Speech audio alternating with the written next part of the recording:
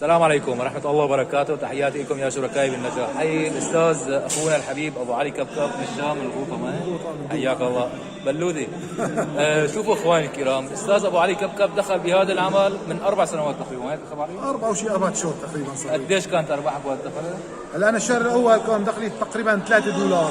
ما شاء الله. بعد 5 اشهر ونص كنت واصل للماسيه بفريق حقيقي الحمد لله، دخلي متجاوز $1500.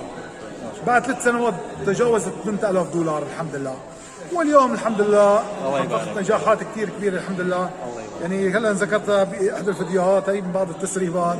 الشهر الماضي الحمد لله بس من اقليم تركيا فقط لا غير كان دخلي ما يقارب $106,000 تركي، ما شاء الله. يعني حوالي $5000 فقط من اقليم تركيا. انا فريقي ب 204 دول الحمد لله، من باب التحدث فينا عملها عم تجيني ارباح، مع انه انا فريقي بالخليج 4 أضعاف عن فريقي بتركيا.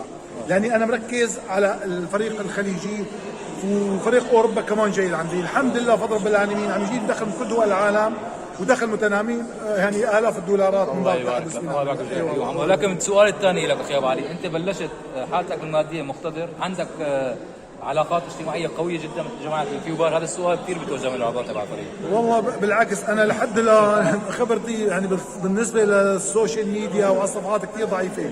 انا قبل ما ادخل على هذا العالم بفتره وجيزه تعرفت على شيء اسمه اجهزه ذكيه، ما كنت اعرفها.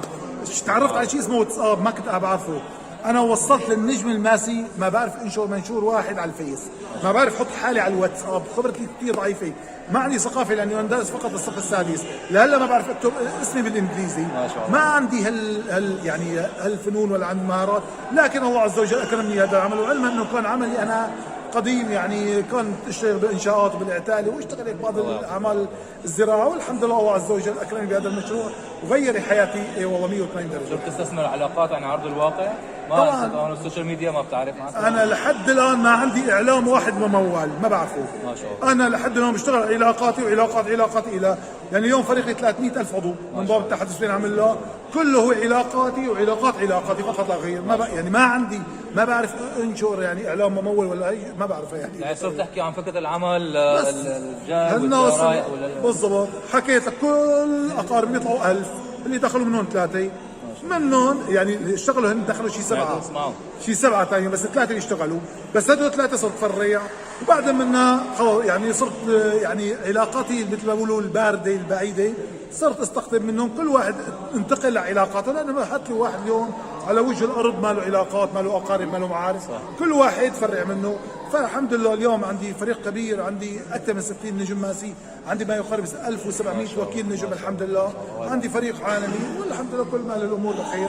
اسال الله المزيد لي ولكم وللجميع من فضله. الله يبارك لك. الله يسعدكم يا رب.